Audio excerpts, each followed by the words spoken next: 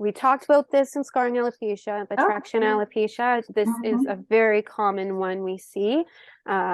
I often see too, another we didn't touch base on, in the 80s, remember when women used to tease the heck out of the top of their hair? Big hair time. I find that also too, a lot of the women now who wore their hair like that have follicle damage, and it's quite thin in the spots that they used to tease. And it was because of the high amounts of alcohol hairspray that build up the clogged follicles and then the hair teasing. And yeah, that's a fun one. I could get that age demographic. I'm like, were you an 80s kid?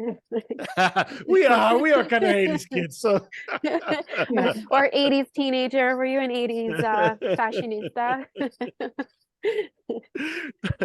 So guys, about traction alopecia, one detail that we need to understand here is, if you're pulling your hair too much with the hairstyling, is gonna fall off. Simple as that. So you need to cut on those pulling type of hairstyles. I mean, I have many people, they live with their ponytail. They love their ponytail, and they love it so much, pulling their hair so tight, and you will see a band of hair loss all across the frontal area, and even from all the borderline, all the perimeter across the scalp. And the only way that we are going to be able to deal with this is by people stop pulling their hair. It's as simple as that.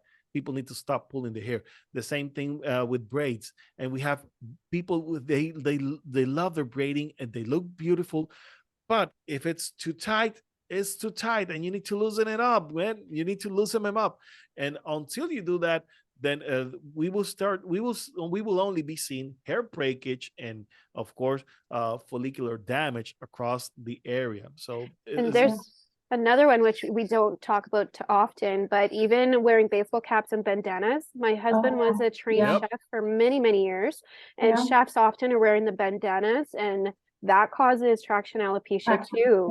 And so to be aware of that, and I get asked that question of often with helmets, hats, bandanas. Yes, that can cause traction alopecia because it's the friction constantly rubbing on that scalp. So is there ways that you would recommend to prevent that? Because I know that's going to be asked. I mean, for guys, specifically with the hat, they have the hat, and I will say, once you place your hat, place it, make it loose enough so that whenever you shake your hat, you're not pulling your hair. But if it's too tight, then every time you shake your hat, you're gonna be pulling your hair. So, wear a hat, to be loose enough so that you're not pulling your hair. And if you cannot wear a hat a full day without shaking that thing off, don't wear a hat at all. And also the material, because these hats are made from nylon, And it will depend on the hat. I mean, I'm not a hat guy or a cap guy. I never am. But, every time I wear one, I will wear it for about an hour. I will start feeling the heat, and I will just remove it because you just can't have it. But there's people who love their caps, who love their hats. And, it's okay. You can wear them, but please, there's a limit to it, man, because you're gonna be pulling your hair out. As simple as that. And clean them too. I find a lot of people, especially like if they're wearing hockey helmets or the hard helmets, and then they get, rashes or sports guys. Those are the worst. They don't clean it up. Yeah, clean that with alcohol. Take a makeup pad, get some makeup pads with some alcohol, clean that area. I know there's a lot of great videos on how to clean your baseball caps. We put my husband's in the dishwasher. There's a lot of great ways that you could clean them, but you don't want that bacteria buildup to cause a fungus. That again will lead into more issues. So, yeah. There's a complete culture of fungus in there. Those things, guys.